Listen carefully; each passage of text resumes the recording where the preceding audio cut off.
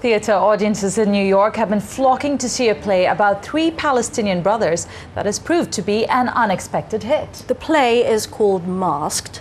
It's set in the West Bank in 1990, and it was written by an Israeli playwright. The production features post-show discussions between the audience and Middle East experts, which have sparked a timely debate ahead of the Annapolis conference. John Terret has the story. Congratulations. The play is set in an unnamed Arab village in the West Bank in 1990.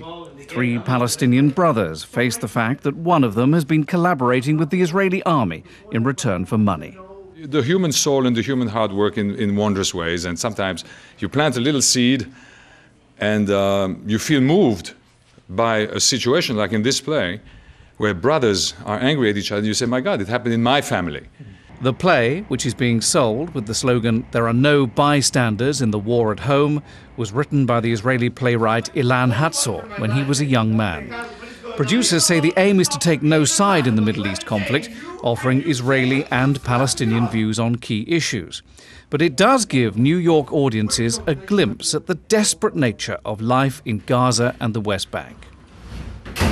I felt sympathetic for the man who worked in Israel, because people want a human life for themselves. You know, he wasn't evil, but his brothers saw him as a traitor. I think it's a major experience for people who have any interest in Middle East peace. They've got to face it.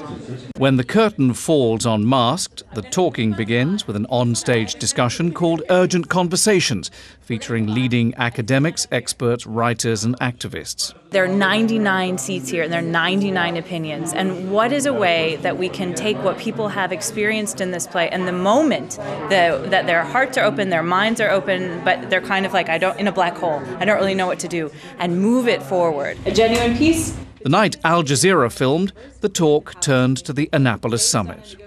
If you could cancel Annapolis, would you? Why or why not? I would not. I would go. I do think it's wrong that Hamas wasn't included, but I think it's about the Palestinian people. Hamas hasn't earned the right to be at the negotiating table. It doesn't want to be at the negotiating table. I would sit Mahmoud Abbas and Ismail Haniyeh together and make them sign a peace treaty first before trying to bring a very weak Palestinian leader to sign a peace treaty with a very weak Israeli leader. The play has been criticised for being dated, and much has happened in the Middle East since it was written. However, that's not stopping theatregoers from packing the house in Midtown Manhattan for an experience that raises many questions and calls on them to think about some answers. John Terret, Al Jazeera, New York.